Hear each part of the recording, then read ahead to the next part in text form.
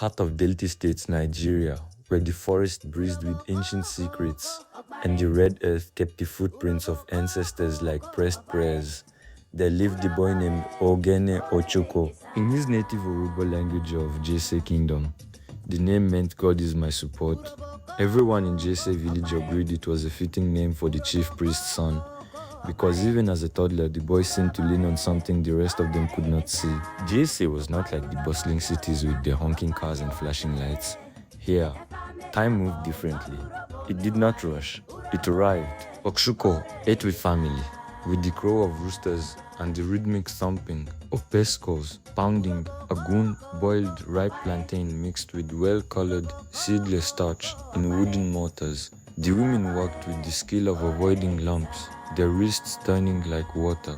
Their goon would be served with either egusi pepper soup made with bushmeat and assorted fish, or banga soup, smoking hot in a well-treated traditional clay pot that had fed 3 generations. The air always carried the scent of burning firewood, palm oil, and the earthy smell of rain-soaked soil.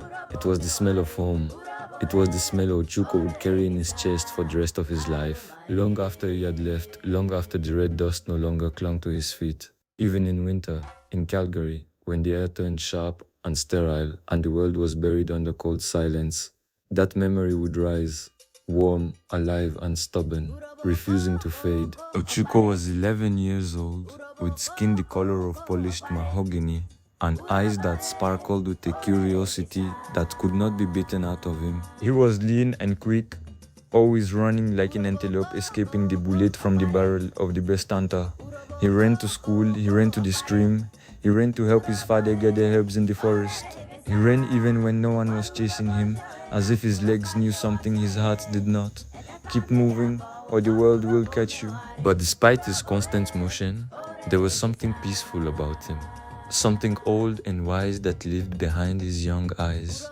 The elders saw it first. He has an old soul, Mama Ogini said one evening, watching him help a blind woman find the path with nothing but his voice and her elbow.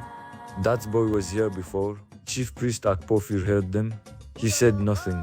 He just watched his son, and he worried, because old souls were heavy, and heavy things broke first. Ochuko lived with his father, Chief Priest Akpofure, in a modest hut at the edge of the village where the forest began. It was a deliberate place, not quite village, not quite wild, a threshold. The home was surrounded by carefully tended plants. Some had broad green leaves that could wrap a baby. Others had tiny purple flowers that closed at night as if in prayer.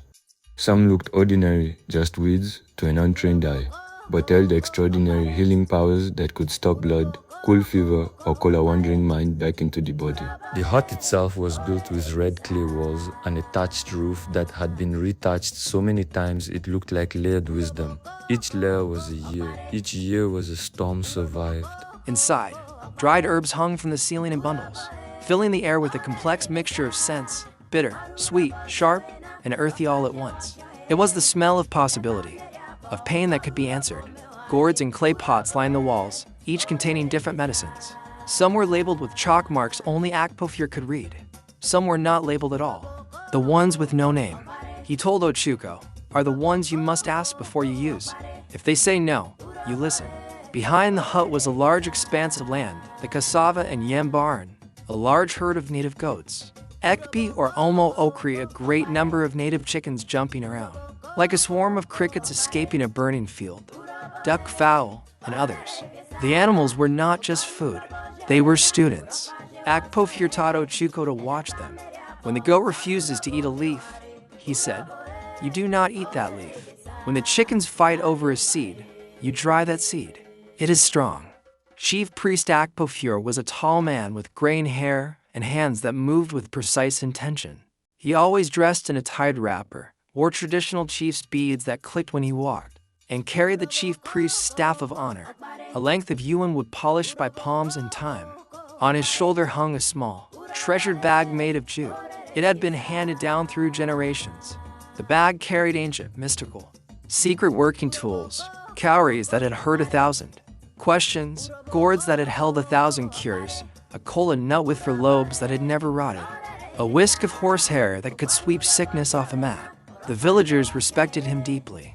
For he was not just a healer of bodies, but a keeper of traditions, a reader of signs, and a bridge between the physical world and the spiritual realm. When the king could not sleep, he did not send for soldiers. He sent for Akpofir. When a woman's labor lasted 3 days, they did not send for the hospital in Sapele. They sent for Akpofir. When the rains refused to come, and the yams sulked in the ground, the whole village gathered in Akpofir's clearing and waited. He rarely failed them, and when he did not lie, he did not hide behind excuses or soften the truth to make it easier to bear. He would meet their eyes, steady and unflinching, and speak with a quiet honesty that carried its own kind of mercy. Some things, he would say, do not want to be healed. Some things want to teach. Our job is to know the difference. Ochuko, his father would often say, kneeling beside a child with a fever, medicine is not just in the plants. It is in the words you speak, the way you touch a wound, the respect you show to the earth that provides. A healer must have knowledge, yes, but also a clean heart. From the age of 7, Ochuko had been his father's shadow. He learned to identify plants by their leaves, bark, and roots. He learned which herbs cooled fever. Uteen leaves crushed cold. He learned which ones stopped bleeding. A wearing bark, chewed and packed. He learned which ones brought sleep to troubled minds. Or root, boiled in the 3rd hour of night, no more, no less. He learned the prayers and incantations that accompanied the medicine. For his father taught him that healing was both science and spirit working together. Without the prayer, Akpofir said, the herb is just a leaf. Without the herb, the prayer is just wind. You need both, like you need 2 legs to walk. Ochuko repeated the words until they lived in his mouth. He ground herbs until his fingers were stained green for weeks. He watched his father press his ear to a man's chest and listen, not to the heart, but to under the heart. What are you listening for, Papa? I am listening for the quarrel, Akpofir said. Sickness is always a quarrel between the body and something else. My job is to hear who is shouting. Each morning, before the sun broke through the mist that hung over the village like a protective blanket, Ochuko would wake to the sound of his father's voice in prayer. Chief Priest Akpofir would stand in the small clearing behind their hut, facing east, speaking to the ancestors and thanking the earth for another day.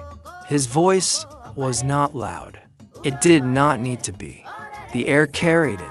Ochuko learned to rise with him. He would splash his face with water from the clay pot that sat near the entrance. The pot that had been there, handed down from his grandfather. The water was always cool, collected from the stream the evening before.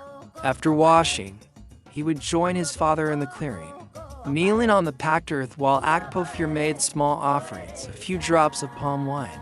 Poured into the ground a sprinkle of kola nut powder, words carried on the morning wind.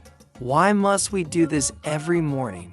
Papa Ochuko had asked when he was younger, his voice soft with curiosity, his eyes showing signs that he wanted to learn, not just obey.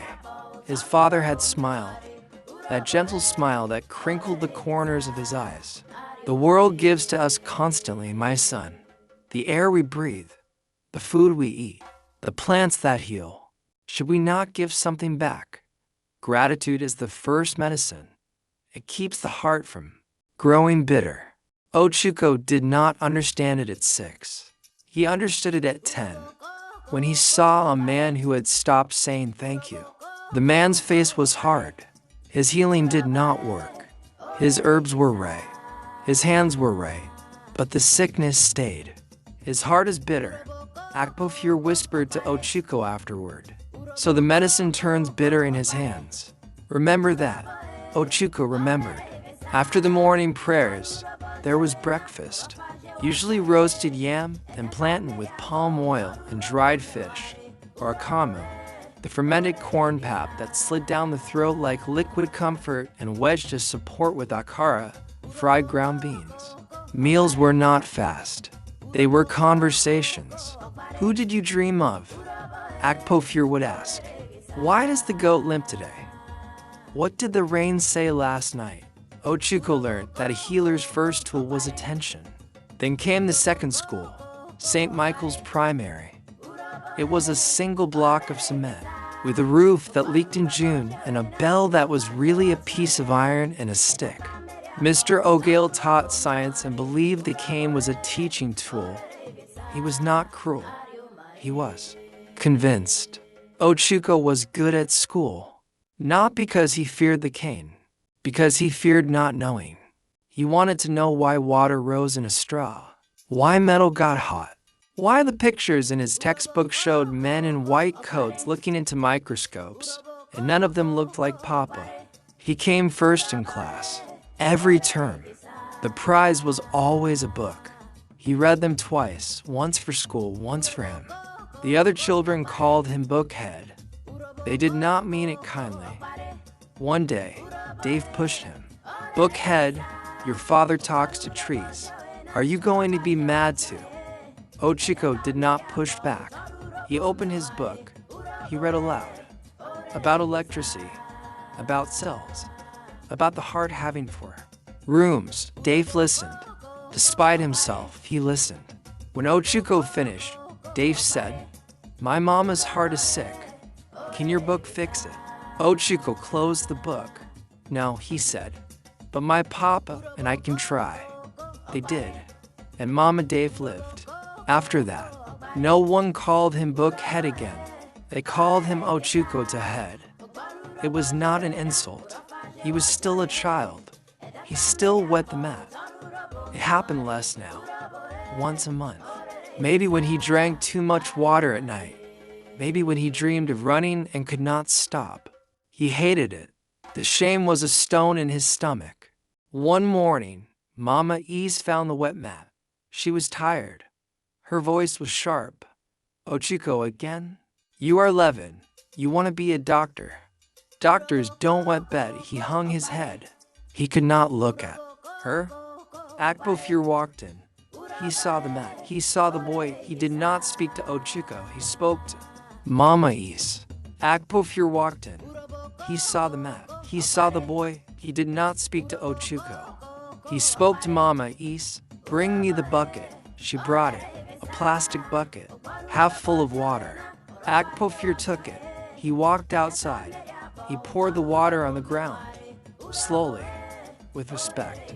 He came back in. He looked at Ochuko. "Do you know what I just did?" Ochuko shook his head. "I thanked the water," Akpofur said, "because it came out of you. That means your body is working. That means you are alive." Many fathers would pay all their yams to have a son who was alive enough to wet a mat. He put his hand on Ochuko's head. "We will fix this, but we will not shame it. Shame makes the body hide, and a hiding body cannot heal." They fixed it, not with herbs, with time, with no more water after sunset, with waking him once at night, with prayer. 6 months later, it stopped, but the lesson did not. 6 months later, it stopped, but the lesson did not. Years later, in Calgary, when a grown man would cry in his clinic because he was incontinent after surgery, Dr. Ochuko would not reach for a chart first. He would reach for the man's hand. He would say, "Your body is working. That means you are alive. We will fix this, but we will not shame it." He would not know where the words came from, but the red earth would. At noon, when school ended, Ochuko's real schooling began. He would change from his uniform into his play clothes, which were really his work clothes, and follow Akpofur into the forest. The forest was not silent. It was busy. Insects, birds, the click of lizards, the sigh of trees. Today, Akpofur said one day, "We will learn to ask." He stopped at a tree. Oha! Its leaves were medicine for pain. "You do not take," Akpofur said. "You ask?" He touched the trunk. He spoke not loud, not a beg, a conversation. "We have a woman. Her belly is fire. May we take 3 leaves? We will not take the branch. We will not take the root. Just 3. We will leave cola for you." He put a piece of cola nut at the base. Then he waited. Ochuko waited too. He did not know what for. Then the wind moved. Just that tree. Just those leaves. 3 leaves fell. Akpofir picked them. He bowed. Did you do that, Papa? Ochuko whispered. No, Akpofir said. The tree did. I just listened. Ochuko tried. The first 10 times, nothing fell. He got frustrated. You're asking like a chief. Akpofir said. Ask like a son. The 11th time, he did. He thought of the woman with the fire in her belly. He thought of her children. He felt sorry. He asked. 1 leaf fell. It landed on his foot. He cried. Not from sadness, from something else. Akpofir put his hand on his shoulder. Now you are a healer, he said. Because now you know the medicine does not belong to you. You are just carrying it. He was 13 when he saw it. A man came at night, carried by for others. He was hot, not warm, hot, like a stone left in fire.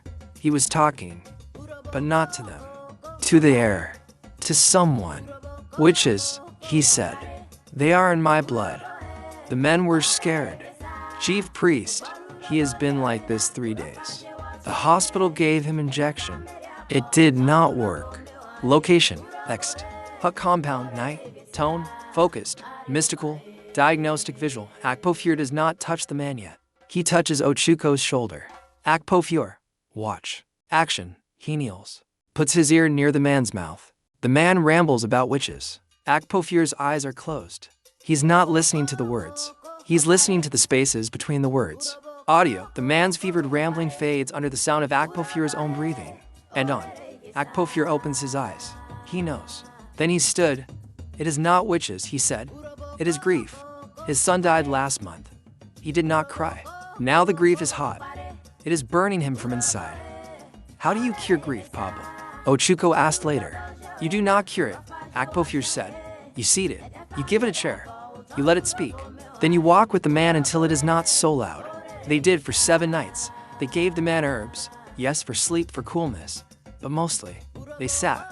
Akpofir talked. About his own father dying. About how he did not cry either. About how it made him sick for a year. On the 7th night, the man cried. Like a storm. Like a child. The next morning, the fever was gone. Ochuko understood. Some fevers are not in the blood. They are in the story. Eller, Ochuko's older sister, Eller, who was 16 and lived with their mother's sister in another part of the village, would sometimes bring fresh bread from the woman who baked in clay ovens. And those were Ochuko's favorite mornings. Most days, it was just Ochuko and his father, eating in comfortable silence or discussing the day's plans. Akpofir would tell him which patients they might expect, herbs that needed harvesting, and rituals required for the preparation. School started at 8 o'clock, and Ochuko would run the dusty path that wound through the village, his worn leather satchel bouncing against his back. He did not run so fast that he forgot to greet, and Jessie, a child who forgot to greet, was not just rude, he was lost. As he moved swiftly along, he called out with constant generosity, Migwo. The word literally meant I am on my knees. It was not just a greeting. It was a posture. Even when standing, you said it to show your heart was lowered. The elders sitting under the mango trees, under the udala trees, under any tree that gave shade, would answer, Vredo, rise from your knee. Then they would add, well brought up child. And then, always, please focus on your studies. It was the same every morning. The same words, the same order. It was law. When he returned from school in the afternoon, the road changed. The women would be there, wrapping things in plant leaves, tying things with raffia. Small packages, big gratitude. For your father, they would say, pressing the bundles into his hands. For the fever he broke, for the baby he turned, for the prayer he said when the wind was angry. When he returned from school in the afternoon, the road changed. The women would be there, wrapping things in plant leaves, tying things with raffia. Small packages, big gratitude. For your father, they would say, pressing the bundles into his hands. for the fever he broke, for the baby he turned, for the prayer he said when the wind was angry. Ochuko would take them home. He never asked what was inside. His father would open them, nod, and put some on the shrine. The rest, Akpofure would say, is for the house. Because healing must eat, too. That was how Ochuko learned, and Jesse, no good act, died alone. It had children. The schoolhouse was a long rectangular building with cement walls painted white. Though the paint had faded and peeled in many places, showing the gray concrete beneath. The veranda had been washed, away in parts by heavy erosion, so you had to jump over a small gully to get to the door when it rained. Inside, wooden benches without backs served as seats. Your spine had to be your own chair. That was the first lesson. A single chalkboard dominated the front wall, but the middle part had faded away, turning from white to gray and ending as the original blackboard. Mr. F said it was like life.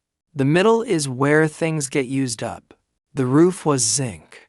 When rain came, you could not hear Murdadi Effie. You could not hear yourself think. You could only hear the sky shouting. So you learn another lesson. Some days, the world is too loud for learning. On those days, you learn to wait. There were no glass windows, just open rectangles with wooden shutters that were closed during storms and open when the heat made the children sleepy. Through those rectangles, Ochuko could see the forest. It was always there, watching, waiting. He loved school, not the building, the becoming. The lessons were taught by Mr. F, who had studied in the city and returned to teach the village children. That alone made him a kind of miracle. Most people who left did not come back. Mr. F was strict but lovable. He always carried his whip, a thin, flexible branch, not on his shoulder like a threat, but in his hand like a reminder. He called it focus.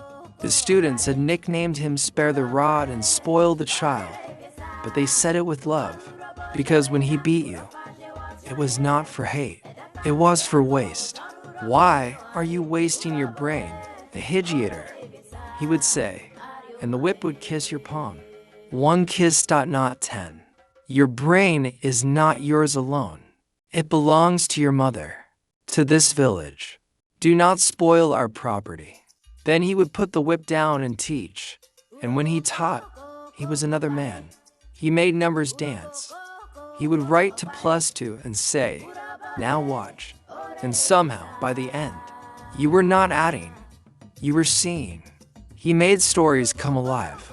He spoke of the wide world beyond Jesse, of countries across oceans, of men who had walked on the moon and left their footprints in dust that had no wind. He spoke of machines that could think, of boxes that showed pictures from far away, of iron birds that carried people in their bellies. Ochuko would sit on the front bench, his mouth open, his satchel forgotten. Ochuko would sit on the front bench, his mouth open, his satchel forgotten. Sir, he asked one day, if a man walks on the moon, does he become a spirit, Mr. F paused. He looked at Ochuko. He put down the chalk. No, he said, he becomes more man, because only a man would be mad enough to try. The class laughed. Ochuko did not. He wrote it down. More man. It was in Mr. F's class that Ochuko first saw the quarrel. Mr. F spoke of germs. Too small to see, he said. They enter your body. They make you sick. We kill them with medicine. He drew a circle on the board. He put dots in it. This is your blood. This is the germ. This is the drug. The drug is a soldier. That night, Akpofure spoke of spiritual imbalances. The boy is sick, he said, grinding Uten leaf, because his father quarreled with his uncle and did not settle it. The anger entered the house. It sat in the child's chest. We must remove the anger first. Then the cough will go. Ochuko frowned. But Mr. F said it is a germ. Akpofure did not get angry. He never got angry at questions. He got still. Did Mr. F's medicine work for Mama Ngozi's son? He asked. Ochuko thought, no. He died. And did my medicine work? Yes. After you made the father and uncle drink from the same cola, Akpofir nodded. Then both are true. The germ was there, but the door was open. The anger opened the door. I closed the door. The germ left because it had no house. Another day, Mr. F taught about chemical reactions. He mixed vinegar and baking soda. It foamed.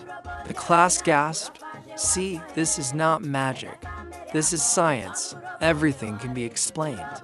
That week, Akpofir taught about the personalities of plants. This one, he said, holding up a wearing bark, is a warrior. It does not run. It stands. It stops blood. You must ask it like a warrior. Straight, no begging. He held up earth leaf. This one is a peacemaker. It is soft. It whispers. You must ask it like you ask a grandmother. With please. Ochuko was confused at first. How could a leaf have a personality? How could anger make you cough? But over time, he began to understand that perhaps both could be true in their own ways. Perhaps the world was larger and more mysterious than any one explanation could capture. Germ equals invisible enemy. Imbalance equals open door. Chemical reaction equals things changing. Plant personality equals why they change. The columns did not fight. They talked. And in the middle, in the margin, Ochuko wrote a third word, maybe. Maybe became his favorite word. The real education, though, happened in the forest. Every few days, after school or on weekends, Akpofir would take Ochuko deep into the woods that surrounded Jesse. They did not walk on the path. Paths were for people. They walked beside the path, where the forest had not agreed to be tamed. Akpofir did not talk much on these walks. He pointed, with his chin, with his eyes, with his staff. This, he would say. And Ochuko would have to learn what? What kind of tree? What kind of bird? What kind of silence? Silence has types, Akpofir said once. There is the silence before rain. There is the silence after a snake. There is the silence when the ancestors are listening. If you cannot tell them apart, the forest will eat you. Ochuko learned to tell them apart. He learned that the forest had rooms. The first room was the edge, where light still came, where children could play, where the herbs for small sickness grew. Headache, small cut, bad dream. The second room was deeper. You had to be quiet to enter. The light was green. The air was wet. Here grew the herbs for big sickness, fever that did not break, blood that did not stop, minds that had wandered. The third room, Akpofir said, Ochuko was not ready for. That is where the questions grow. And some questions, if you pick them too young, will poison you. Ochuko asked, "What is in the third room, Papa?" He was 9 when the snake came. Not a small one, a cobra, black, thick as his arm. It was on the path, between them and home. It was raised up. Its hood was open. It was beautiful. And death. Ochuko froze. He wanted to run. He wanted to scream. He did nothing, because Akpofir's hand was on his shoulder. Not tight. There. Do not move, Akpofir whispered. Do not fear. Fear is a smell. Snakes know it. What do we do? Ochuko breathed. We ask, Akpofir said. He stepped forward. One step. He left Ochuko behind. He did not raise his staff. He lowered it. He touched the ground. He spoke, not in your hobo, not in English, in something else. The words were round. They were old. The cobra watched. Its tongue came out and out. Akpofir spoke again. Then he waited. The cobra lowered its head. Slowly, like a king deciding not to kill, it turned. It went into the bush. The bush took it. Akpofir turned. His face was wet, not from fear, from something else. What did you say? Papa Ochuko asked when he could speak. I told it the truth, Akpofir said. I said, We are not your food today. The boy behind me is not for you. I have work for him. If you take him, the work will not be done. And the work is good. Did it understand? It understood truth. Akpofir said, everything understands truth, even death. The rains did not come when they were expected. The elders watched the sky as clouds gathered and passed without release. The earth cracked, the streams thinned, and the whole village felt like it was waiting for something that refused to arrive. Ochuko felt the tension in the air and could not understand it.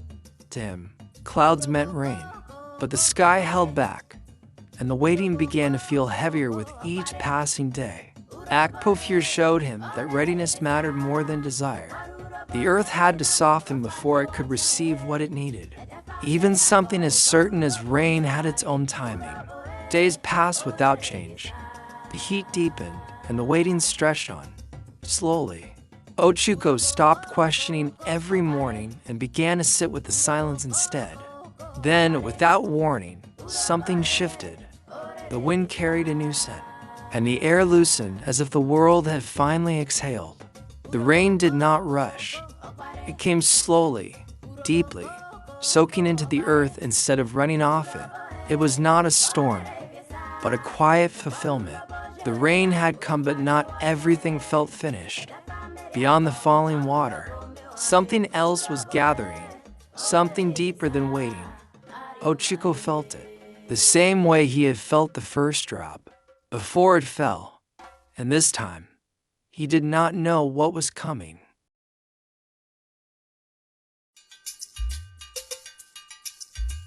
Urobo koko okpare. Urobo koko okpare. Urobo orere gisa. Urobo koko okpare. Urobo koko okpare. Urobo orere gisa. Okparu urobo jewena orofa jewatya Ede family abo toru urobo meware. Urobo orere gisa.